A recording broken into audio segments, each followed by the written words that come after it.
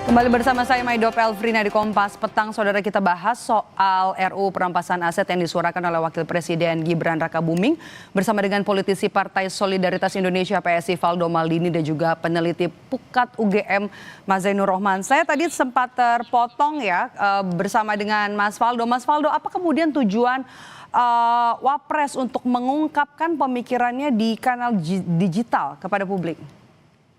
Ya, pertama kita harus lihat ini dalam konteks yang tepat ya, bahwa Mas Wapres nggak sedang bikin janji baru. Beliau itu sedang mengingatkan ini tentang kebutuhan instrumen hukum yang sangat penting untuk memperkuat pemberantasan korupsi, Mbak. Dan kami kira ini leadership, yaitu mengingatkan arah, memastikan negara tidak kehilangan momentum. Karena momentumnya hari ini penegakan hukum sangat kuat di masa pemerintahan Pak Prabowo. Yang kedua, fakta yang disampaikan oleh Mas Wapres sangat jelas karena kerugiannya besar banget, itu korupsi, tapi yang kembali kecil banget. Artinya sistem hukum yang ada hari ini tuh memang nggak cukup kuat tuh untuk memulihkan kerugian negara kita itu secara maksimal. Nah, yang ketiga, berbicara soal RUU perampasan aset ini kan bukan sekedar simbol ya, ini ngasih kepastian hukum juga nih bagi aparat penegak hukum untuk ngejar dan ngambil aset yang hasil korupsi itu. Karena tanpa instrumen ini kan banyak hasil korupsi itu nggak bisa kita sentuh. Dan ini juga bukan wacana kosong seperti banyak disampaikan oleh teman-teman lainnya di civil society bahwa RUU perampasan aset ini sudah masuk prolegnas. Ini bagian dari agenda resmi negara sesuai arahan Presiden dan menjadi prioritas pembahasan di Komisi 3 DPR. Nah, video ini juga sebelumnya tuh udah disampaikan nih Mbak oleh Mas Wapres dengan audiensi dengan beberapa mahasiswa beberapa kali kan.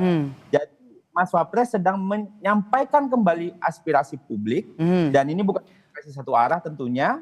Ini adalah respons dari beliau keliling menerima audiensi dari masyarakat. Gitu loh. Mas Valdo, apa yang kemudian dilakukan oleh Wapres supaya RUU perampasan aset ini bisa cepat gol begitu loh di Dewan, di DPR?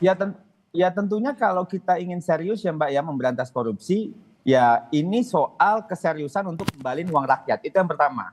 Dan ini juga bukan di atas kertas, ini juga bisa dipakai untuk MBG, Kopdes Merah Putih, CKG dan lain-lain. Tentunya proses politik harus kita dukung. Nah, pemerintah udah oke nih. Disampaikan juga waktu di tahun 2019 itu direvisi Undang-Undang KPK, itu DPR yang inisiatif. Nah, makanya kalau menurut kami, kita dari PSI ya, kita mendukung penuh lah apa yang disampaikan oleh Mas Gibran. Karena ini juga tidak hanya soal pemberantasan korupsi, tapi penindakan agar pemulihan keuangan negara. Nah, kami kira kita harus sama-sama dorong ke DPR gitu, Komisi 3 terutama untuk menuntaskan RUU ini gitu. Karena kalau nggak dituntasin, ya lagi-lagi ini teman-teman akan bilang ini janji lagi gitu loh. Dan sebagai negara demokrasi, bagian dari proses legislasi dan ini juga merupakan komitmen negara yang namanya sistem hukum harus kita perkuat. Dan kami kira mungkin kita tidak butuh hari ini sinisme soal ini, tapi dukungan agar ini sama-sama nih reformasi hukum ini bisa selesai. Mas Gibran mantik, mudah-mudahan ini menjadi isu yang akan membesar termasuk bagi kami di PSI, mendorong proses legislasi di DPR untuk bisa lebih cepat dan ini tidak lewat lagi Mbak. Karena kan kita tahu, karena korupsi ini kan korupsi ini masalah, RUU perampasan aset ini untuk ngambil kembali apa yang mereka rampok gitu loh. Oke, Mas. Orang pemimpin ngingetin, ini bukan komunikasi politik, ini komitmen untuk memastikan negara hadir di pihak masyarakat. Oke, Mas Zainur, apa yang harus dilakukan Wakil Presiden supaya soal perampasan aset tidak hanya jadi wacana saja? Ya aksi nyata dong. Kalau hanya sekadar pidato, Presiden Prabowo sudah lebih sering dan banyak berpidato soal itu. Tapi nyatanya indeks persepsi korupsi Indonesia saat ini anjlok menjadi 34/100 setara dengan Nepal dan negara-negara Afrika. Ini artinya kegagalan pemberantasan korupsi dalam waktu 1 tahun terakhir. Kalau memang misalnya Wapres ini punya inisiatif ya, mau kolaborasi dengan Presiden Prabowo, silakan bisa roadshow ke parpol-parpol, yakinkan ketum-ketum parpol bahwa ini adalah RUU yang dibutuhkan untuk mempercepat efektivitas pemberantasan korupsi. Atau kalau ini adalah presiden, menurut saya sangat mudah. Kumpulkan ketum parpol, terserah mau di Hambalang, mau di Istana, beri perintah kepada mereka agar mereka semua dukung agar RUU ini bisa segera untuk disahkan.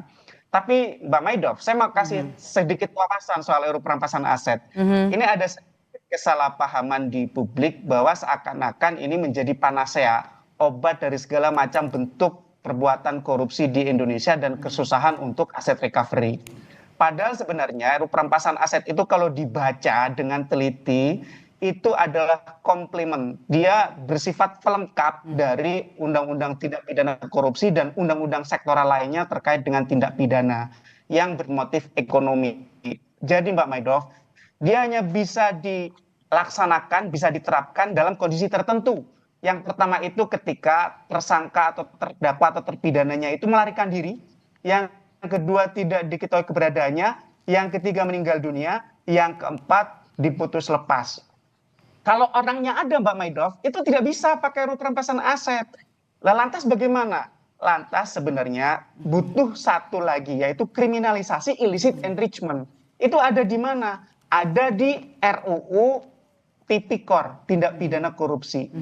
Jadi saya khawatir publik akan kecewa, akan kecele bahasa Jawanya ketika RUU perampasan aset disahkan, tiba-tiba situasi akan berbalik 180 derajat. Tidak.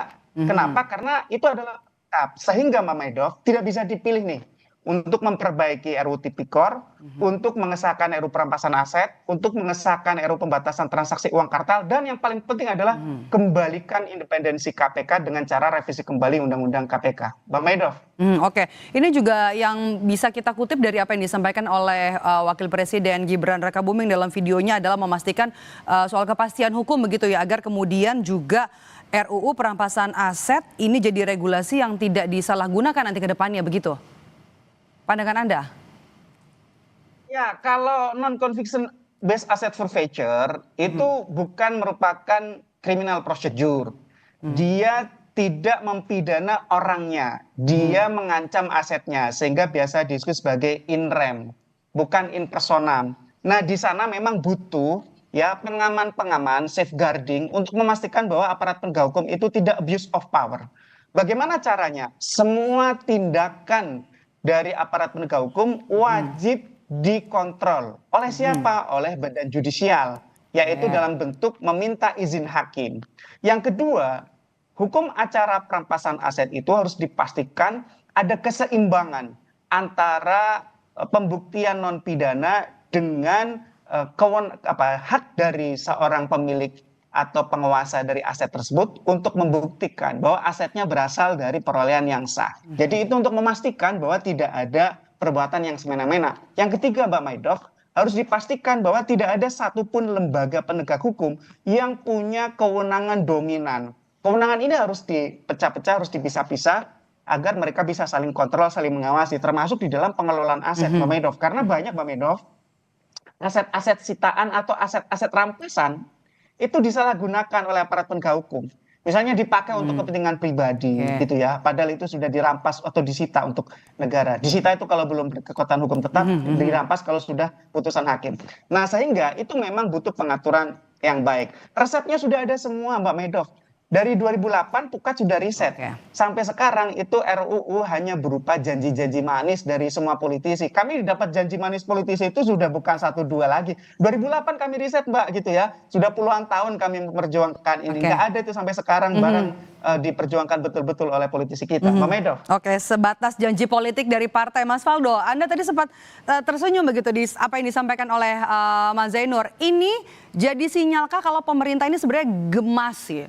Karena RUU perampasan aset ini belum juga dibahas di DPR, di parlemen. Iya, sebenarnya kan gini ya, kalau seandainya sekedar pidato dan janji, itu nggak masuk prolegnas, Mbak. Ini kan udah masuk prolegnas, berarti kan ini jadi prioritas pembahasan. Jadi kami kira ini bukan wacana kosong aja, ada proses konstitusional yang lagi jalan, kami kira. Dan yang kedua, kita kan negara demokrasi, kami yakin Mas Zainur dan kawan-kawan paham itu, kita nggak bisa nih ngeksekusi undang-undang sendirian. Bukan satu orang selesai, memang harus ada pembahasan di DPR, sinkronisasi, kesepakatan politik juga tadi yang disampaikan. Kami kira ini justru menunjukkan sistem kita itu bekerja ya. Dan ini soal political will juga sih Mbak, kalau kami kira ya, bahwa Mas Gibran secara terbuka bicara soal kerugian negara dan lemahnya asset recovery. Jadi ini kan nggak defensif ya, tapi menyatakan bahwa pemerintah itu sadar gitu bahwa ada celah dan ini mau diperbaiki. Dan tadi juga bicara soal dukungan partai, ya kami kira tidak perlu saling menyalahkan. Kalau ada yang bilang yakinkan ketum parpol tadi kayak Mas Zainur, justru ini momentumnya gitu. Karena pemerintah sedang mendorong dan semua partai memang harus membuktikan komitmennya untuk hal itu. Memang kita udah punya KPK, peradilan tipikor, digitalisasi anggaran, tapi memang ada celah itu. Dan RUU perampasan aset ini menurut kami adalah bagian dari perbaikan itu. Maksudnya gini, ini kan bukan gagal ya, tapi ini sedang kita perkuat. Apa yang terjadi, kita sedang perkuat nih, karena dalam sistem presidensial, pembentukan memang kerja bersama gitu. Kalau presiden maksa DPR ya bahaya juga buat demokrasi Mbak Mei gitu kan. Dan kami kira yang tadi nggak kalah jauh lebih menarik ya yang disampaikan oleh Mas Zainur ya, bahwa jika pelaku bisa lari atau meninggal, negara itu bisa tetap ngambil asetnya Mbak. Jadi koruptor itu mungkin bisa lari gitu, tapi uangnya tuh nggak boleh ikut lari gitu loh. Karena selama ini kan sistem kita itu basisnya pidana. Artinya kan harus ada pelaku, pengadilan, vonis gitu. Kalau pelaku kabur dan meninggal, prosesnya berhenti. Kan negara nggak. Nah RUU ini kan juga ada keinginan untuk fokusnya itu pada aset hasil kejahatan gitu. Bukan hanya pelakunya aja. Dan ini pelengkap. Dan justru menutup celah terbesar. Karena selama ini kasus-kasus besar ya, tapi aset recovery-nya sangat kecil. Negara ini tahu nih, ada uang nih, tapi nggak bisa diambil gitu. Karena pelakunya nggak bisa diproses pidana. Dengan RUU ini harapannya negara tetap bisa merampas aset yang terbukti dari hasil kejahatan mekanisme perdata gitu loh Mbak. Jadi memang spiritnya sama sih kami kira, dan negara-negara praktik internasional juga udah ada, mereka ada non-conviction based asset itu. Sehingga perampasannya nggak perlu nunggu vonis pidana. Dan negara modern nih Mbak ya, itu kan udah ngejar duit tuh, bukan lagi ngejar orangnya gitu. Jadi kami kira ini sebuah upaya yang baik, yang sama-sama punya spirit yang sama, teman-teman civil society sama, pukat sama, partai seperti PSI juga sama. Kita berharap civil society, masyarakat juga, mahasiswa juga, sama-sama kita kawal. Mudah-mudahan nih tahun 2026 ya, masih awal tahun nih, mudah-mudahan jadi tuh barang. Gol ya. 2026 ya. Oke, Pak Zainur, yang terakhir saya mau ke Anda. Bagaimana kemudian apa yang harus dilakukan oleh pemerintah supaya ini tidak hanya jadi wacana dan ini bisa gol di tahun 2026 ini, RUU perampasan aset? Ya, yang pertama harus sadari ya, atas kegagalan pemberantasan korupsi 1 tahun terakhir. Harus diakui ini gagal, indeks persepsi korupsi kita itu turun dari 37 ke 34. Kalau tidak mau mengakui kegagalan, denial, selamanya kita tidak bisa memberantas korupsi dengan baik. Itu yang pertama. Yang kedua, butuh upaya-upaya luar biasa untuk melakukan percepatan pemberantasan korupsi. RUU perampasan aset sangat kami dukung dari 2008. Silakan googling. Kami punya hasil penelitian 2008 dari Pukat gitu ya. Jadi yang paling penting sekarang adalah bagaimana agar elit-elit politik itu mau duduk bersama dan berkomitmen untuk ini segera bisa disahkan. Saya pikir sekali lagi kalau presiden yang kumpulkan sudah banyak lah ya. Contoh undang-undang yang lahir dalam tanda kutip 1 malam gitu ya. RUU KPK, perubahan undang-undang KPK dalam Undang-Undang 19 2019 di zaman bapaknya Gibran itu 13 hari. Di Undang-Undang TNI zamannya Pak Prabowo ini berapa hari? RUU Minerba berapa hari? Semuanya kilat gitu ya. Tapi begitu RUU perampasan aset puluhan tahun. Prolegnas itu dari 2010, 2012, 2015, 2023 dan sekarang 2026. Artinya kita akan lihat bagaimana komitmen elit-elit politik itu apakah memang mereka serius. Yang kedua Mbak Maido, harus meaningful participation, harus pakai partisipasi yang bermakna. Jangan hanya sekadar asal disahkan tapi isinya ampas. Kenapa? Karena sangat mudah untuk mentwist ini. Saya sangat paham gitu bahwa ini bisa macan ompong gitu ya. Yang ketiga, tidak cukup ini saja. Butuh dilengkapi dengan perubahan Undang-Undang Tipikor, perubahan Undang-Undang KPK, dan juga pembatasan transaksi uang kartal dengan mengesahkan RUU pembatasan transaksi uang kartal. Mbak Maido. Oke, kita tunggu nanti apakah bisa digolkan di DPR 2026 ini RUU perampasan aset. Terima kasih sudah bergabung bersama kami, Mas Zainur Rohman dari Pukat UGM dan juga dari PSI Valdo Maldini. Sehat selalu Bapak-Bapak.